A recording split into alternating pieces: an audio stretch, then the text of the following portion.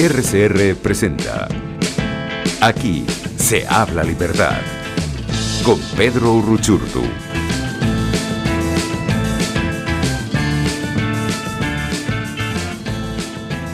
Muy buenos días, amigos, bienvenidos a otro Aquí se habla libertad, como todos los jueves, acompañándoles por la señal de Radio Caracas Radio. Siempre un gusto poder estar en sintonía con ustedes. En la dirección general de la estación, Jaime Nestares; en la gerencia de producción, Willy Zarcaya; en la producción, Justo Navarro y Catherine Manzano; en los controles, José Gregorio González; y quien les saluda en la conducción, Pedro Uruchurtu, como todos los jueves. Además, recuerden que pueden sintonizarnos a través de nuestros múltiples canales: en Twitter, en Periscope, @RCR750, también en YouTube pueden hacerlo buscando el canal RCR750, y por supuesto en www.rcr750.com. Allí encuentran nuestra programación en vivo y en diferido, todo lo que les ofrece Radio Caracas Radio 24/7.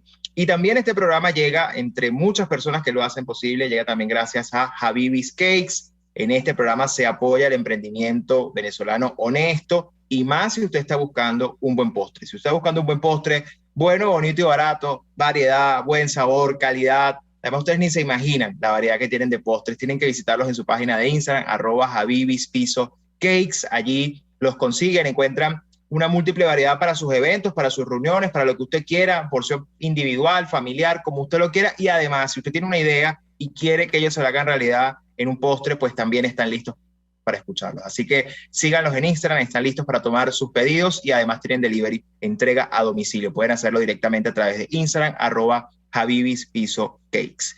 Y bien, amigos, hoy tenemos un programa muy especial. Vamos a estar hablando sobre varios temas. En el segundo bloque estaremos hablando sobre Cuba, un poco lo que está pasando allá con la ley 35, el tema del internet como contrarrespuesta a lo que será eventualmente el servicio de internet que dispondrá Estados Unidos para la isla. Entonces, todo eso lo vamos a estar analizando en el segundo bloque, pero también hay otras dinámicas que están ocurriendo en el mundo, desde el punto de vista de la seguridad, desde el punto de vista, por supuesto, de la geopolítica, y que vale la pena analizar. Desde luego me estoy refiriendo a Afganistán, pero no solo eso, sino en general a Occidente, su respuesta, todo lo que ha venido pasando en estas últimas horas. Y pues para eso le doy la bienvenida a mi primer invitado, que además me complace poder contar con él, con sus análisis, como siempre, muy enfocados en esto que está ocurriendo. Alberto Ray, consultor estratégico para la gestión de riesgos, director ejecutivo de The Risk Council Awareness. Así que bienvenido, Alberto Ray, bienvenido a Radio Caracas Radio.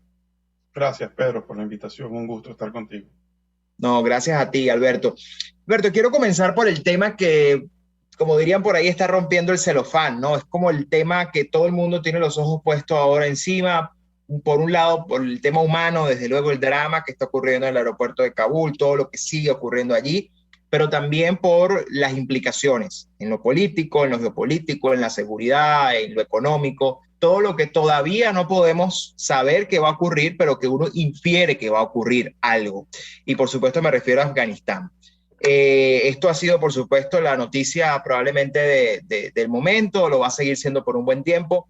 Un poco tu lectura sobre lo que está pasando allí, cómo se llega a esto que está ocurriendo en Afganistán, y sobre todo el papel de Estados Unidos, ¿no? Como la gran figura que ha generado la polémica en torno al salir, como salió de Afganistán en un momento tan importante como este, y lo que para muchos es una especie de sensación de abandono de la comunidad internacional.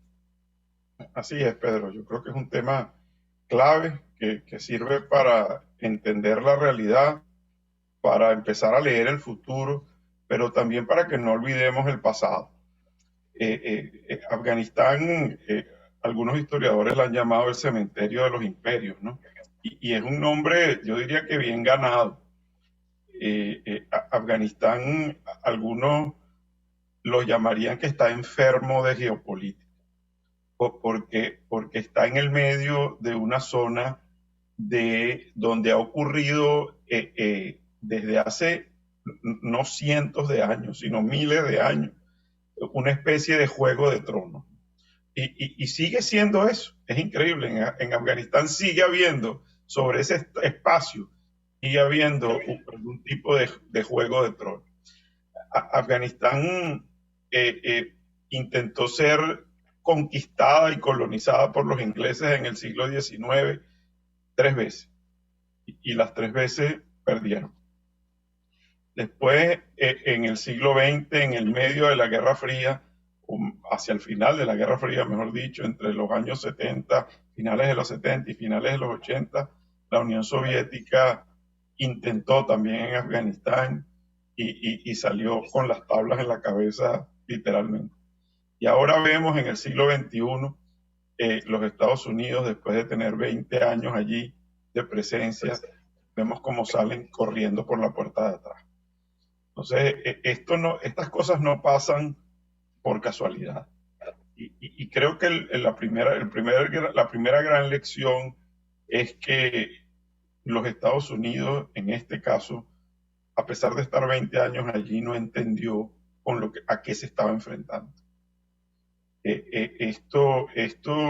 Hacer un análisis de quién es tu enemigo aquí es clave para poder tú librar una guerra del tipo de la que los Estados Unidos pretendió librar en Afganistán. Y por ahí tenemos que empezar. Los talibanes son una facción de una tribu milenaria en Afganistán que por siglos han ocupado un territorio que para el mundo es clave, que se llamó el territorio que permitía pasar de oriente a occidente.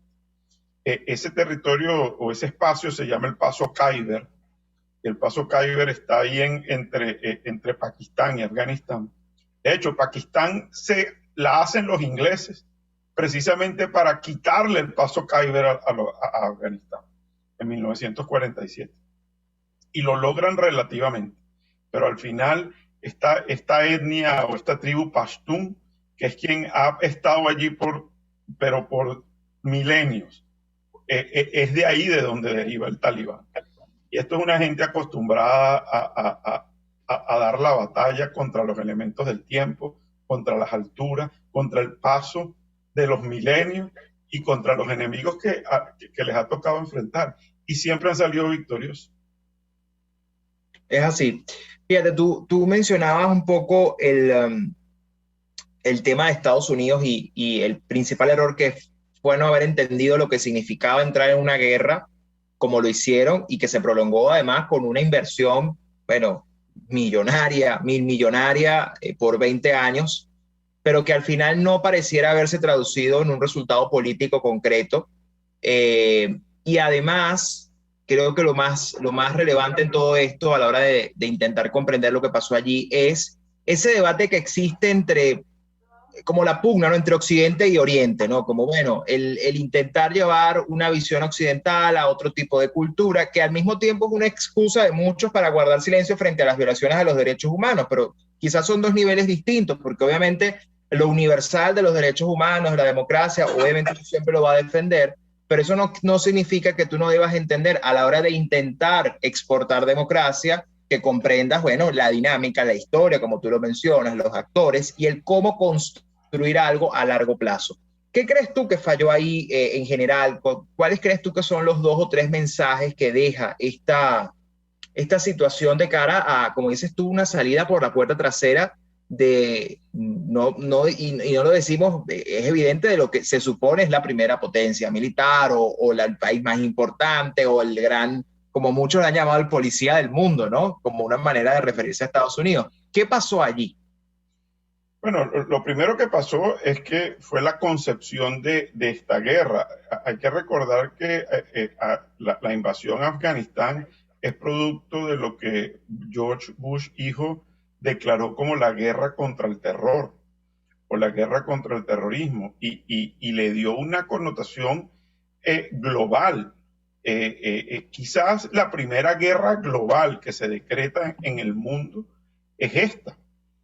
Habían otras antes, quizás la guerra contra el narcotráfico podía considerarse una guerra global, pero esta, con el despliegue de un ejército para buscar terroristas, no importa dónde estuvieran, sacarlos de sus sitios y acabar con ellos, eso no lo habíamos visto de esta manera en el mundo en el pasado.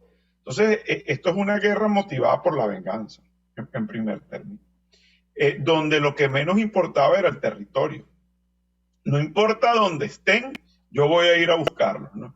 Y desde el objetivo 100% militar, la guerra contra Al Qaeda, bueno, podemos decir que la ganaron, porque al final acabaron con Al Qaeda, que tenía refugio en Afganistán. Ahora bien, ahí no se termina la historia, porque si se hubiera terminado ahí, después de haber acabado con Al Qaeda 2 o 3 años después, los Estados Unidos se hubiera replegado y hubiera dejado estas cosas así. Pero vimos que eso no fue lo que pasó. Los Estados Unidos, en esa concepción equivocada de que había que invadir un territorio, no en función de la venganza, sino que la idea era invadirlo en función de la libertad y en función de construir una nación moderna.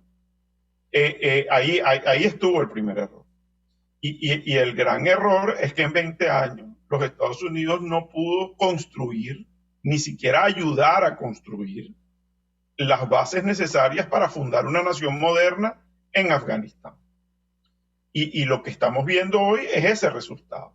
El regreso del Talibán a Afganistán es el regreso de la Edad Media, de un imperio que gobernó Afganistán desde 1710, 20 hasta 1974, que le dieron un golpe de estado al rey que estaba ahí.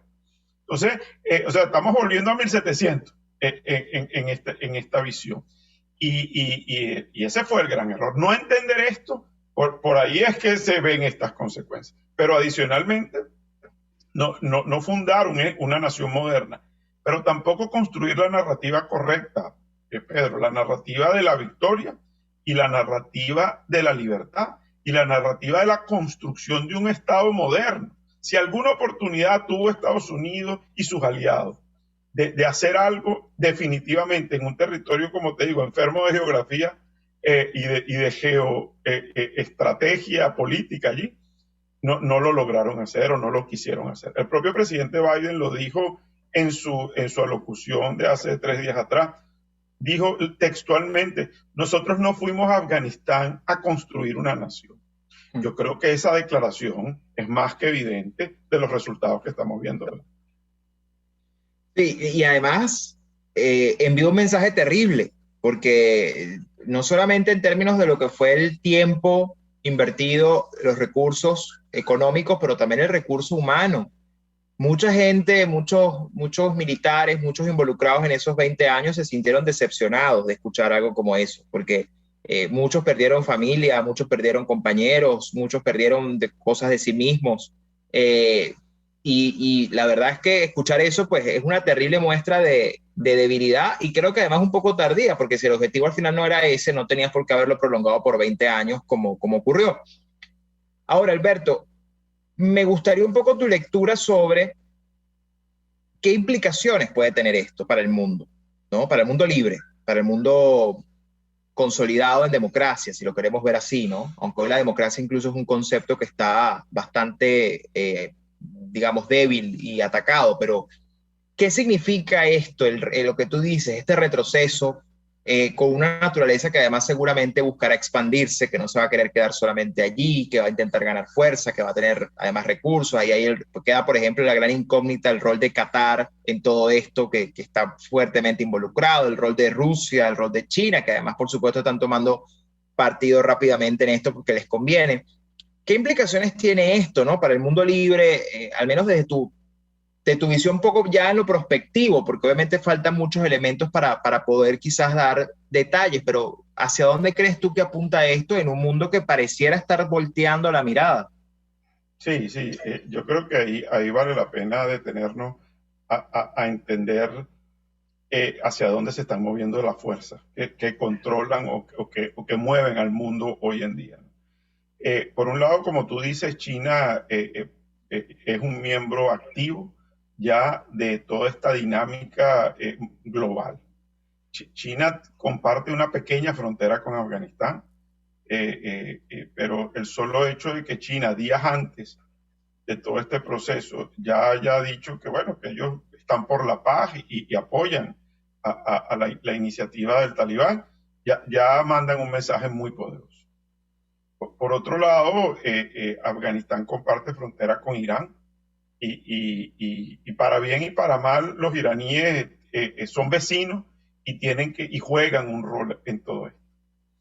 Y bueno, los rusos están, si bien no son vecinos directos, pero están cercanos y están metidos en esa dinámica porque los rusos han sido unos financistas del conflicto en Afganistán desde hace mucho tiempo. Ahora bien, yo creo que parte del problema, Pedro, es algo que tú decías, es que los Estados Unidos no puede seguirse vendiendo en el mundo con la narrativa de ser el policía de los buenos. Ni siquiera el policía del mundo.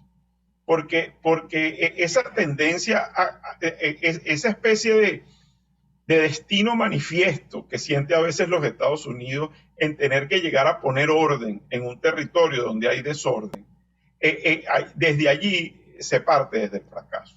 Los Estados Unidos no pueden ver el proceso de transformación de las naciones hacia la libertad como un proceso policial. ¿Tú ves? Pero tampoco pueden escapar a la realidad de que son la primera potencia del mundo y se van a tapar los ojos frente a las grandes injusticias y frente a las grandes atrocidades que ocurren en el mundo. ¿Tú ves? Entonces, ¿dónde se ubican en esta historia? Y en función de que salen de sus fronteras a luchar por estas causas. Fíjate, y es muy curioso porque el discurso interno, doméstico en los Estados Unidos, es que las tropas de los Estados Unidos salen al mundo a luchar por la libertad. Sin embargo, el mundo lo interpreta que son el policía del mundo. Entonces, ahí hay algo que no está funcionando. A alguien le está dictando lo que son desde afuera. Y los Estados Unidos no ha podido quitarse ese remoquete encima que lo señalan como una especie de policía, de Estado controlador que viene a ejercer la bota imperial sobre los territorios. Que por cierto, sus enemigos lo explotan con mucha habilidad. Absolutamente. ¿Ves? Entonces, yo creo que por ahí tiene que empezar esta reflexión, porque vamos a estar claros, si los Estados Unidos no participan en esto, el mundo se va a transformar. Y olvídate de las democracias y olvídate del occidente, olvídate de la visión occidental del mundo, porque al final, vamos a estar claros, los Estados Unidos es un elemento de contención de esta fuerza, pero también podría ser un elemento de transformación. Pero se ha quedado con el rol de la contención malamente ejercido, y lo vemos en Afganistán, y ha terminado derrotado tremendamente. Mira, yo creo que vale revisar la historia, Pedro, del rol de los Estados Unidos al final de la Segunda Guerra Mundial y su visión de reconstrucción de los estados modernos, como ocurrió en la Europa de posguerra. Yo creo que es por ahí donde están estas claves y hay que revisarlo porque definitivamente parecen haber perdido la brújula temporalmente.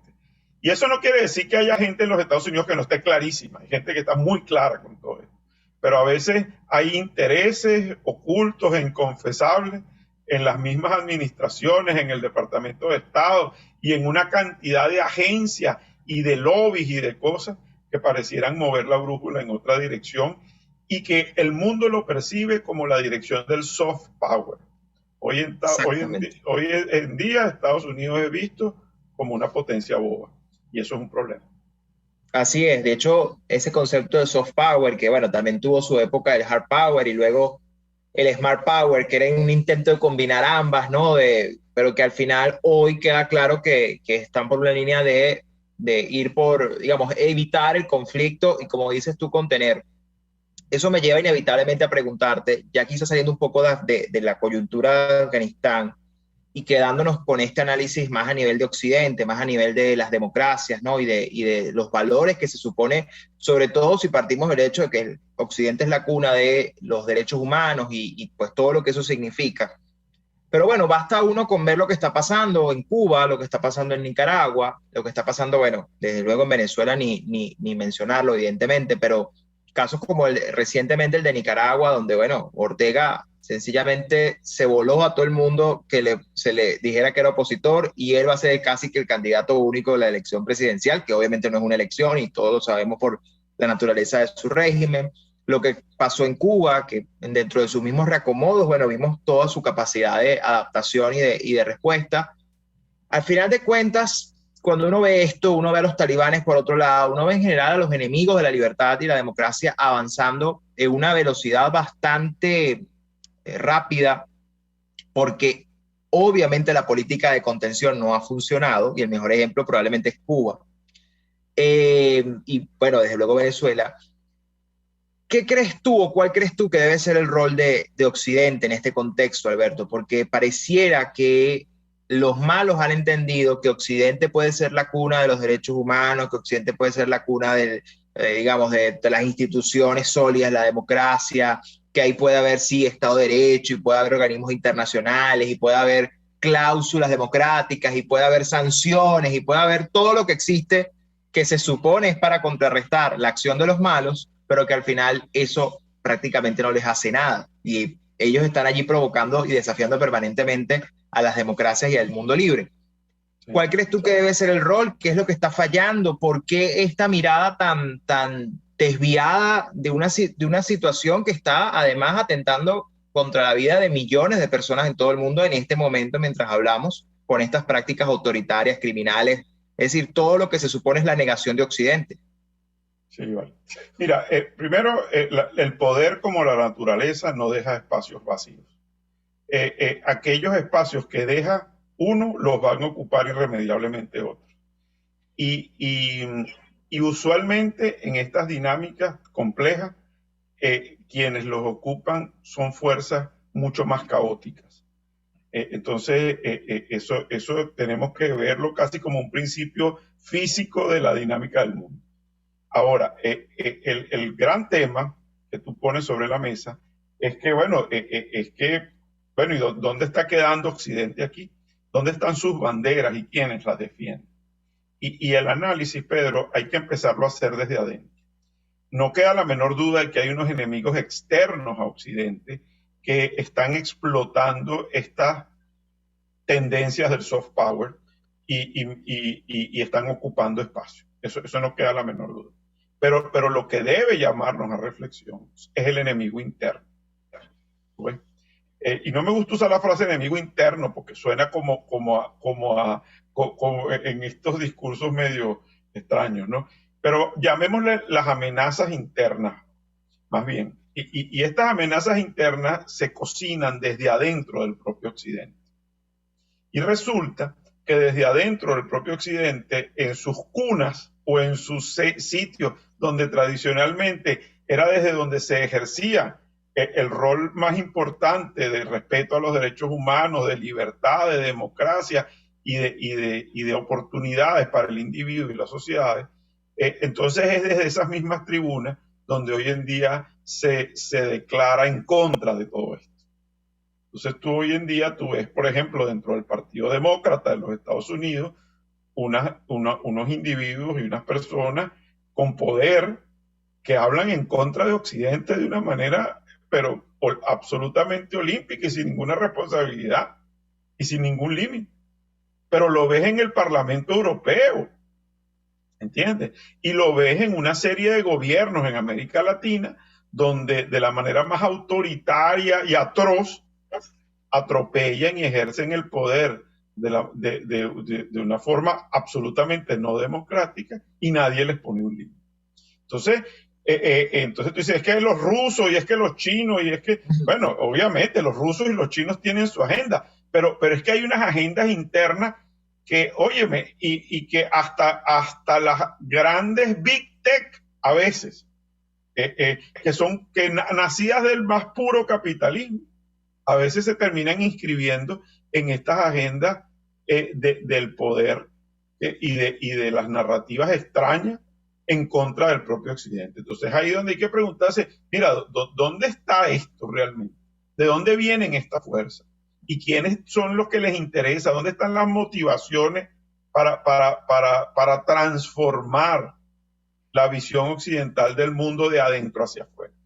Yo creo que esa es la gran reflexión y el gran reto que aquellos que todavía creemos en las instituciones, en los estados, naciones, en el respeto y la división de poderes, etcétera, tenemos que hacer, porque definitivamente tenemos un problema serísimo y pareciera ni siquiera que nos estamos dando cuenta. Así es. Bueno, Alberto, se nos acabó el tiempo, ya nos queda prácticamente nada. Quizás una reflexión final de tu parte sobre la gente, ¿no? Porque obviamente aquí esto siempre lo analiza de las instituciones, desde los medios, desde los ejércitos, pero para el individuo que se siente como, ¿sabes? Que va a la viene, con tanta información y tantas cosas, quizás una reflexión final sobre estos tiempos tan complejos. ¿Cómo sobrellevarlos, ¿no? Porque no es fácil comprender esta dimensión como tú lo planteas, pero que al final pareciera que no hay remedio. O sea, que es la única que nos queda, entenderla y asumirla como la realidad. Sí, fíjate, desde el individuo lo que tenemos y lo que nos queda es apelar a nuestros valores. Es allí donde están nuestras fortalezas y nuestra capacidad de soportar en un principio, pero al mismo tiempo construir fuerzas para emerger. Es desde los valores, es desde la solidaridad, es desde el respeto al otro, es desde la creencia que tenemos el poder dentro de nosotros mismos para cambiar las cosas. Es desde allí, Pedro, porque desde afuera la brújula está muy, muy extraviada en los últimos tiempos. Así es. Bueno, Alberto, muchísimas gracias. Te agradezco por estos minutos que nos concediste. Maravillosa conversación, muy, muy realista, pero bueno, parte de eso, ¿no? Para poder hacer las cosas bien hay que entender correctamente lo que enfrentamos y creo que hoy tenemos ya una buena hoja de ruta para entender que lo que queda claro es que todavía nada está claro y eso es lo primero que hay que asumir, que hay mucho por hacer. Pero bueno, te agradezco muchísimo tu tiempo, gracias por acompañarnos y esta siempre es tu casa. Gracias, Pedro. Un abrazo y saludos a la audiencia. Claro que sí. Bien, amigos, conversábamos con Alberto Rae, consultor estratégico para la gestión de riesgos, director ejecutivo de The Risk Awareness Council, y nosotros vamos a una pausa y ya regresamos con más de Aquí se habla libertad. Usted escucha Aquí se habla libertad con Pedro Urruchurtu.